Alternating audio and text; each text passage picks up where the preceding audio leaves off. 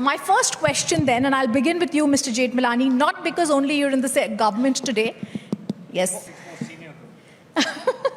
So this is a question on the same-sex marriage, something Arnab spoke to Smriti about. We've seen the central government tell the Supreme Court it's the parliament that needs to legislate. But we've also seen the Supreme Court being told by the petitioners it is their right to love and it is their time to come out. What are your personal views on this? Look, I mean, one has to be a little careful because the matter is sub judice, and so one shouldn't overstep what one's going to say, particularly when the court is considering it, and there are people who've been arguing it, who've had much more in-depth reading and knowledge on the subject. But prima facie, I mean, I had a brief from both sides, and I was considering what to do, of course, and I found ultimately that this was an issue where heart and head collided. My heart was, to expand inclusion, give the LGBTQ community same marriage rights as the rest of the community. But when I got into reading this whole case, I realized that the judiciary had perhaps not thought it out well, because this is a stupendous task. Marriage is a whole set of rights and obligations. It's not just a solemnization ceremony. And it takes you into personal law.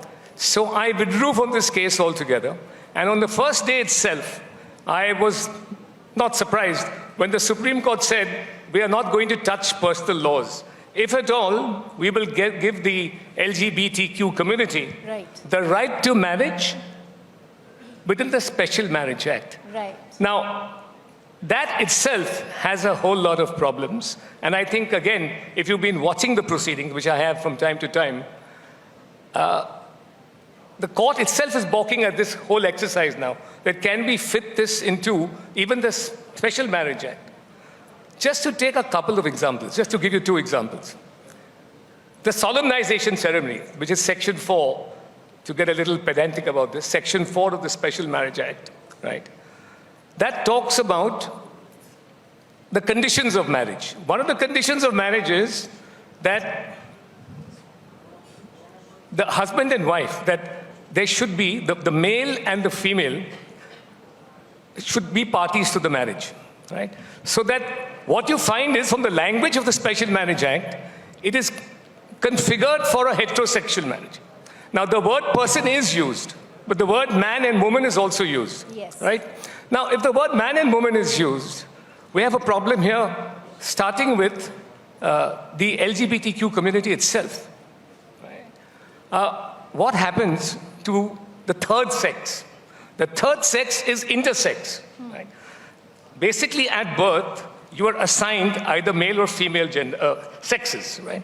But there is a third sex at birth as well. So it won't fit into that category. Equally, cross marriages between the LGBTQ community will also create a problem.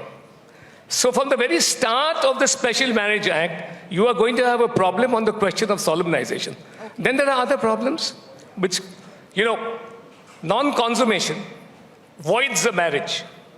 So an essential ingredient of marriage, even under the Special Marriage Act, for which any party can say my marriage has not been consummated, it renders the marriage void.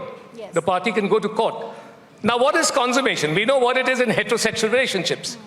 But what is consummation as far as the lesbian community is concerned? What is it as far as the gay community is concerned? The transgenders, the intersexuals, all these will have to be defined. In other words, right? This is a massive it's not an interpretation task. If it's a simple question of interpreting words in the Special Marriage Act, this could have been done. Okay. But it requires amendment, and it requires redefining a lot of words. That's a legislative task. Sorry. In other words, this is a matter exclusively meant for Parliament. I feel I'm hearing the central government's affidavit now when you are talking.